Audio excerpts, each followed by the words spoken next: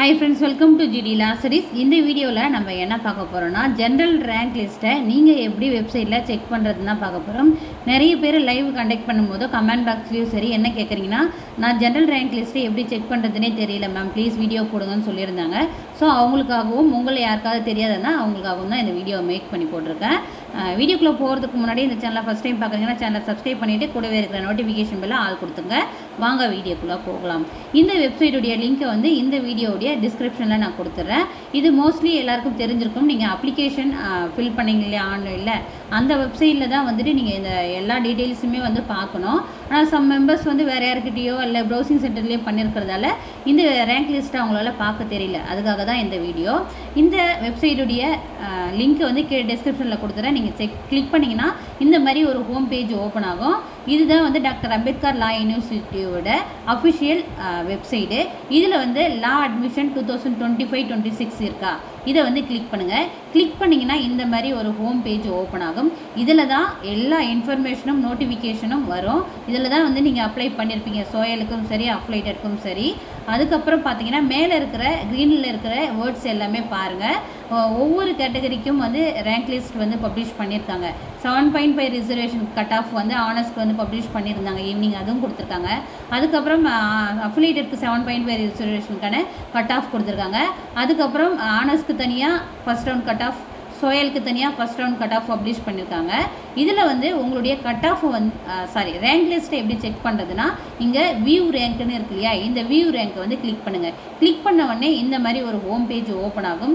இதில் வந்துட்டு நீங்கள் லிஸ்ட் வைஸில் கொடுத்துருப்பாங்க. ஸ்க்ரால் பண்ணி பார்த்தீங்கன்னா லிஸ்ட் வைஸில் கொடுத்துருப்பாங்க. உங்களுக்கு கீழே கொடுத்துருப்பாங்க பாருங்கள், எல்லோ கலரில் இருக்கும், பிரைட் எல்லோ கலரில் நியூ கிளிக் இயர்னு இருக்கு இல்லையா, இதில் வந்துட்டு கிளிக் பண்ணோம். General rank list for 5 years BA LLB degree course affiliated law college இருக்கு இல்லையா, இதை வந்து கிளிக் பண்ணிங்கன்னா இந்த மாதிரி ஒரு PDF ஓப்பன் ஆகும் உங்களுக்கு. அதே போல் தான் ஒவ்வொரு கேட்டகரிக்கும் நீங்கள் வந்து கிளிக் பண்ண வேண்டியது இருக்கும். செகண்டு பார்த்தீங்கன்னா ஆனர்ஸ்க்கு 5 yearsல BA LLBக்கும் BBA LLBக்கும் ஒரு அப்ளிகேஷன் போட்டிருப்பீங்க.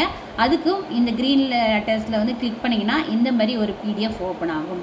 அதுக்கப்புறம் பார்த்தீங்கன்னா 5 years ஆனர்ஸ்க்கு பிகாம் LLBக்கு ஒரு அப்ளிகேஷன் போட்டிருப்பீங்க இல்லையா, அது மேலே கிளிக் பண்ணிங்கன்னா இந்த மாதிரி ஒரு PDF ஓப்பன் ஆகும்.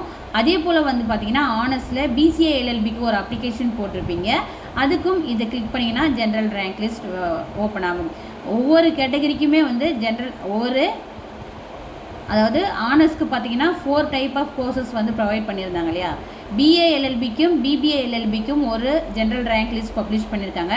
பிகாம் LLBக்கு ஒரு ஜென்ரல் ரேங்க் லிஸ்ட் பப்ளிஷ் பண்ணியிருக்காங்க. BCA LLB ஒரு ஜென்ரல் ரேங்க் லிஸ்ட் பப்ளிஷ் பண்ணியிருக்காங்க. அதுக்கப்புறம் அப்ளைடருக்கு ஒரு ஜென்ரல் ரேங்க் லிஸ்ட் பப்ளிஷ் பண்ணியிருக்காங்க. ஸோ டோட்டலாக 4 type of general rank list publish பண்ணியிருக்காங்க.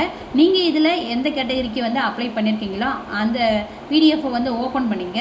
அதில் வந்து உங்களுடைய அப்ளிகேஷன் நம்பரை சர்ச் பண்ணி பாருங்கள். அதுக்கப்புறம் உங்களுடைய எலிஜிபிள் பர்சன்டேஜ் பாருங்கள், ரேங்க் பர்சன்டேஜ் பாருங்கள். இல்லை இதெல்லாம் பார்க்க எனக்கு வந்து ரொம்ப கஷ்டமாக இருக்குது, என்னால் ஃபைன் பண்ணி பார்க்க முடியலன்னா நான் ஆல்ரெடி சொன்ன மாதிரி ஆன்லைனுக்கு இந்த ஸ்லாட் அவங்க வந்து கொடுக்கல. ஒரு ஸ்டூடெண்ட் வந்து எனக்கு ஸ்க்ரீன்ஷாட்டை அனுப்பிச்சிருந்தாங்க.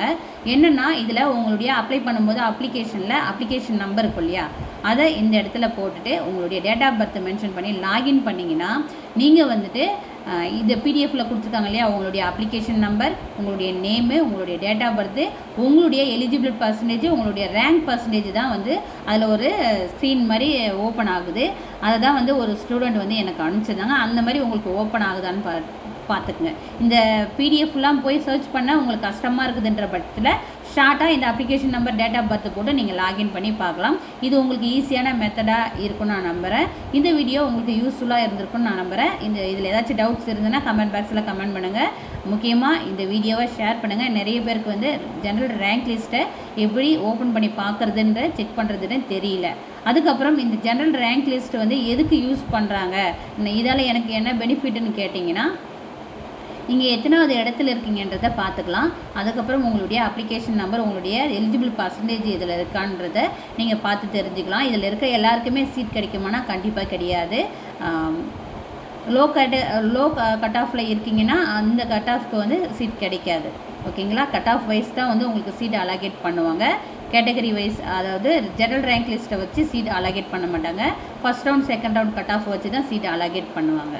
ஓகேங்களா? ஜெனரல் ரேங்க் லிஸ்ட் பார்க்குறது எப்படின்னு தெரிஞ்சுட்ருக்குன்னு நான் நினைக்கிறேன். தேங்க்யூ.